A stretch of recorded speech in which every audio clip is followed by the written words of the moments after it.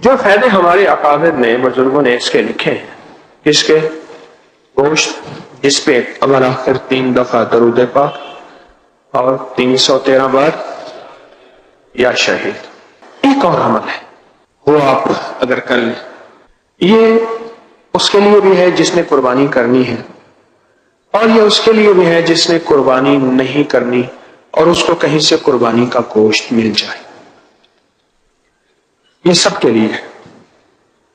ایک بوٹی لے لیں یا ایک گوشت کا ٹکڑا لے لیں، ایک بوٹی سے لے کر گوشت کے ٹکڑے تک یہ عمل ہو سکتا ہے، بوٹی سے لے کر گوشت کے ٹکڑے تک یہ عمل ہو سکتا ہے۔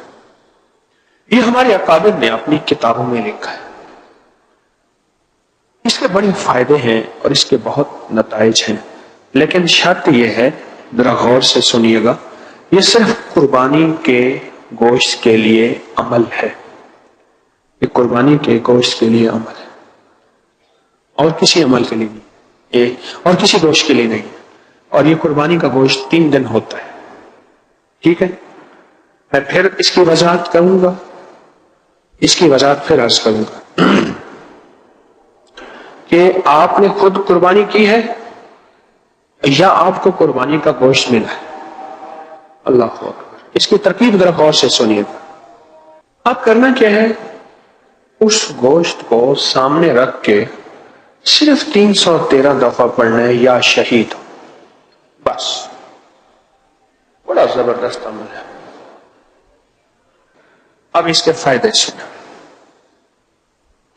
اس کا کھانا نہیں ہے، خود نہیں کھانا، اس کے چھوٹے چھوٹے ٹکڑے کر کے جانوروں کو ڈال دیں۔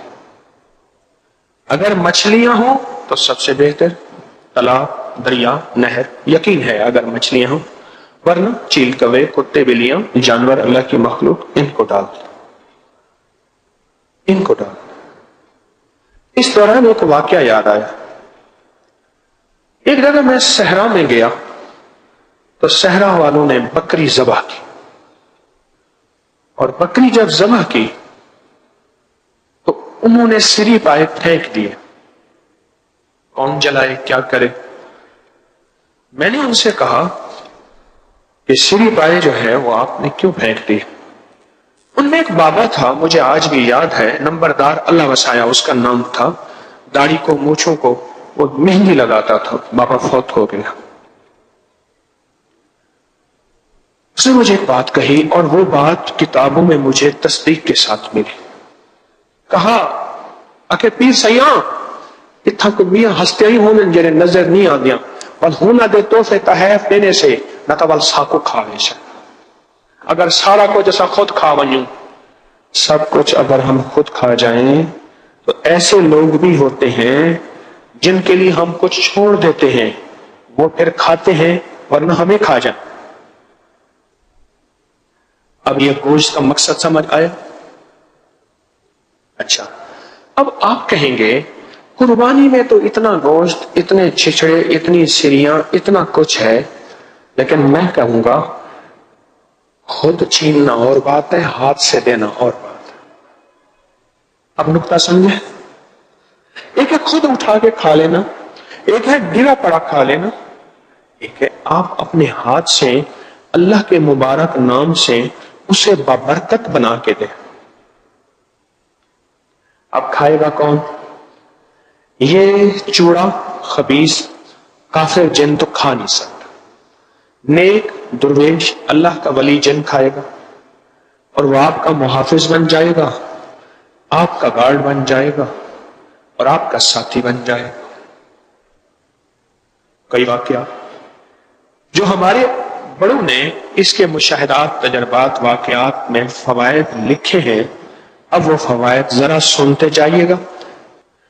جو فائدے ہمارے اکابر نے بزرگوں نے اس کے لکھے ہیں، اس کے گوشت جس پہ اول آخر 3 دفعہ درود پاک اور 313 بار یا شہید۔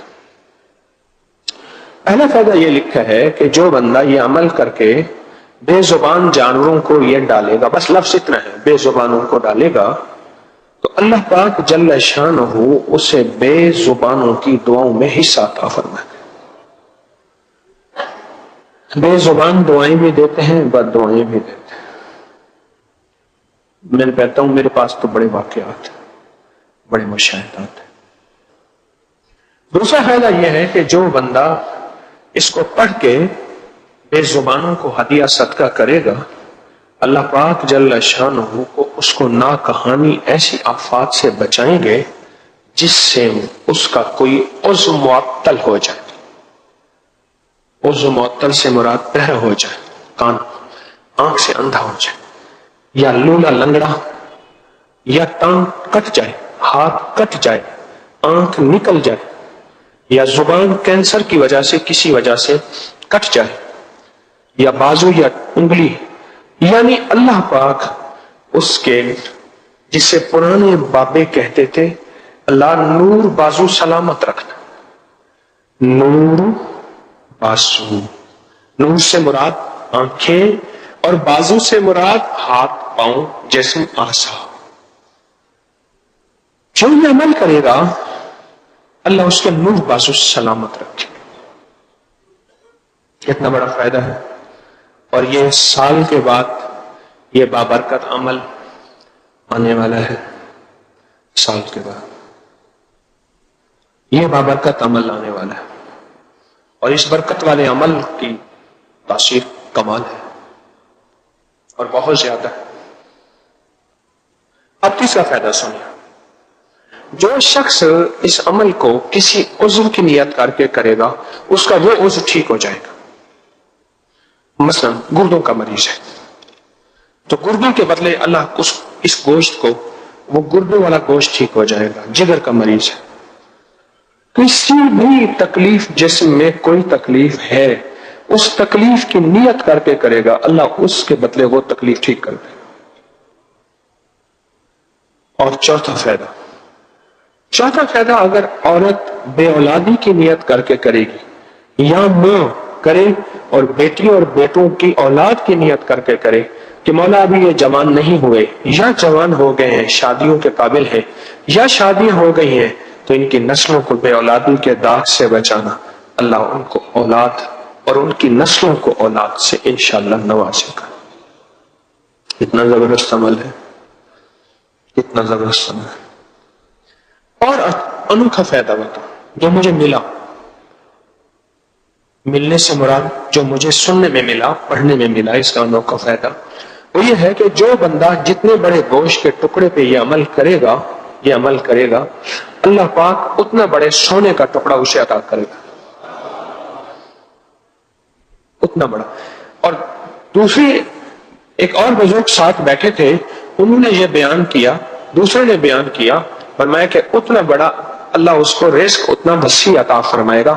اس کا دوسرا معنی یہ ہے کہ ضروری نہیں سونے کا ڈلا، سونے کا ٹکڑا، سونے کا پیس ملے، اللہ پاک اتنا زیادہ اس کو وسیع رزق عطا فرمائیں گے، اتنا بڑا رزق اللہ پاک اس کو عطا فرمائیں گے، اتنا بڑا رزق اللہ اس کو عطا فرمائے۔ اگلا فائدہ سنیں، اور بہت زبردست فائدہ ہے۔ جو شخص اس کو نسلوں کے نصیب اور مقدر کی نیت کر کے کرے گا، نسلوں کے نصیب اور مقدر کر کے نیت، نسلوں کے نصیب اور مقدر کی نیت کر کے کرے گا، اللہ اس کی نسلوں میں فقر، فاقہ، غربت اور تنگ دستی، اللہ اس کے نسلوں کو فقر، فاقہ، غربت اور تنگ دستی سے بچائیں گے۔ ایک پیکج دیتا ہوں، وہ ہے تکبیر تشریق کا، جو کہ 9 ذی الحجہ کی فجر سے شروع ہوتا ہے اور 13 ذی الحجہ کی عصر تک۔ اللہ اکبر، اللہ اکبر، لا الہ الا اللہ، واللہ اکبر، اللہ اکبر وللہ الحمد، ایک دفعہ پڑھنا واجب ہے، ایک دفعہ، اور ہلکی اونچی آواز میں۔ لوگ 3 دفعہ بھی پڑھتے ہیں لیکن ایک دفعہ، 3 دفعہ بھی پڑھ سکتے ہیں لیکن ایک دفعہ پڑھنا واجب۔ اس کے کچھ کمالات میں آپ کی خدمت میں عرض کروں گا، اس کے کچھ کمالات تکبیر تشریق کے۔ جو شخص نماز کے بعد یہ پڑھے گا، نماز کے بعد یہ پڑھے گا، اس کو کیا ملے گا؟ نماز اکیلی پڑھی ہے یا جماعت سے پڑھی ہے، اس کو بھولنا نہیں۔ سب سے پہلے وہ بندے کا خاتمہ ایمان پہ ہوگا انشاءاللہ، اور یہ بڑی بات ہے۔ کھٹیا بٹیا ساری عمروں کا، ساری عمروں کا نچوڑ خاتمہ ایمان۔ میں یہ محدثین کے مشاہدات بیان کر رہا ہوں، اور میں آپ کی خدمت میں اتنا عرض کروں گا، دعویٰ نہیں ہے کہ میرے جو وظائف، اعمال، تسبیحات ہیں وہ سند کے ساتھ، ریفرنس کے ساتھ، حوالے کے ساتھ ہوتے ہیں۔ اگر کسی کو میرے کسی وظیفے تسبیح کے بارے میں شک ہو تو ہمارا ایک پیج ہے واٹس ایپ پہ یا فیس بک پہ، انگلش میں لکھیں گے اکابر پر اعتماد، بس یہ لفظ لکھیں گے اکابر، فوراً میرے ہر وظیفے اور ہر تسبیح کا حوالہ آپ کو ملے گا۔ بغیر حوالے کی چیز اچھی نہیں ہوتی، جس کی سند نہ ہو وہ چیز بے حیثیت ہوتی ہے۔ جو شخص تکبیرات پڑھے گا نماز کے بعد، سب سے پہلا جو نفع ہوگا، اللہ پاک آخری لمحے میں بے بسی کی کیفیت ہوتی ہے، بے بسی کی کیفیت ہوتی ہے، کوئی ساتھی نہیں ہوتا، خاتمہ ایمان پر کرے گا انشاءاللہ۔ دوسرا، اللہ اس کو دل کا نور دے گا، اور دل کا نور جس کو مل جاتا ہے اسی کا نام ولایت ہے، اور جس کو دل کا نور مل جاتا ہے اسی کا نام کشف ہے، اور جس کو دل کا نور مل جاتا ہے اسی کا نام بصیرت ہے، اور جس کو دل کا نور مل جاتا ہے اسی کا نام فراست ہے۔ اتقوا فراست المومن، المومن ينظر من نور اللہ، مومن کی فراست سے بچنا، خیال کرنا، وہ اللہ کے نور سے دیکھتا ہے۔ جو تکبیرات کہے گا اللہ اس کو دل کا نور عطا فرمائے گا، اللہ اس کو دل کا نور عطا فرمائے گا۔ آگے سنیں، وہ جو تکبیرات کہے گا اللہ اس کو شرک سے بچائے گا، اس کی نسل وجنبنی ان نعبد الاصنام۔ ابراہیم علیہ السلام کو اتنا خوف تھا کہ کعبہ بنانے کے بعد یہ دعا مانگی، اللہ میری نسلوں کو شرک سے بچانا، وجنبنی ان نعبد الاصنام۔ اللہ اس کی نسلوں کو شرک سے بچائے گا، اللہ اس کے دل کو اپنے غیر سے بچائے گا، اور اللہ اس کو غیر کے در سے بچائے گا، اور اپنے در کا محتاج کر رکھے گا، اور اپنے در سے ہمیشہ اس کو نوازتا رہے گا۔ اللہ فائدہ سنیں، اس کی نسلوں میں اللہ شرک نہیں دے گا۔ جو تکبیرات تشریق پڑھے گا، عید کے دن بھی ایک راستے سے جائے دوسرے راستے میں، اور جو 9 ذی الحجہ کی فجر سے لے کر 13 ذی الحجہ کی عصر تک، اللہ اس کے دل کو نور، اس کی نسلوں کو شرک سے بچائے گا اور مشرک ہونے سے بچائے گا۔ اگلا فائدہ، اس کے گھر میں اللہ پاک نور، روحانیت اور رزق کی فراوانی عطا فرمائے گا، اللہ اس کے ہاتھ میں برکت عطا فرمائے گا، اللہ اس کو برکتیں، اس کے گھروں میں نسلوں میں برکتیں عطا فرمائے گا۔ اور آخری فائدہ یہ ہے، ان تکبیر تشریف کی برکت سے اللہ پاک جل شانہ اس کے جسم سے بڑے بڑے وار خطا کرے گا، بڑے بڑے وار خطا کرے گا۔ اللہ پاک مجھے آپ کو ان ایام کی قدردانی کی توفیق عطا فرمائے۔ 10 نعمتیں اس بندے کو ملیں گی، محدثین، فقہاء، اولیاء، صلحاء نے لکھا ہے 10 نعمتیں اس بندے کو ملیں گی جو صرف ان 10 دنوں کا احترام کرے گا۔ 10 نعمتیں اس بندے کو ملیں گی جو صرف ان 10 دنوں کا احترام کرے گا۔ پہلی نعمت، امت میں برکت اور صحت مند ہوگا۔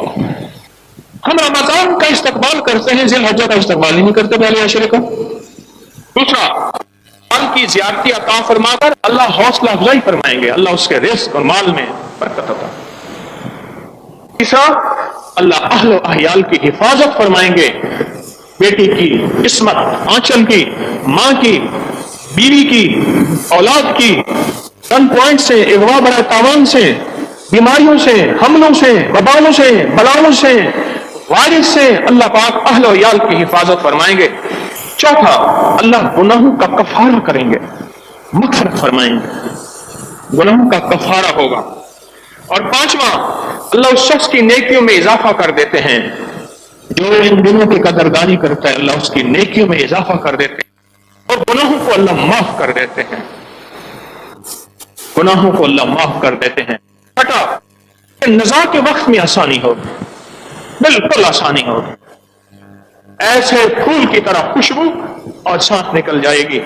اور ساتواں، اللہ ظلمت سے روشنی عطا فرمائیں گے، بڑی گہری بات ہے، من الظلمات الی النور، من الظلمات الی النور، اللہ ظلمت سے روشنی عطا فرمائیں گے۔ کیا گمراہی میں تھا، اندھیروں میں تھا، خیر کی خبر نہیں تھی، ہدایت کے راستوں کی خبر نہیں تھی، اللہ اس کے حبیب محمد، آل محمد، اصحاب محمد، اولیاء محمد، ان کی راہوں کی خبر نہیں، اور اللہ کو متکاثر کی زندگی گزار رہا تھا۔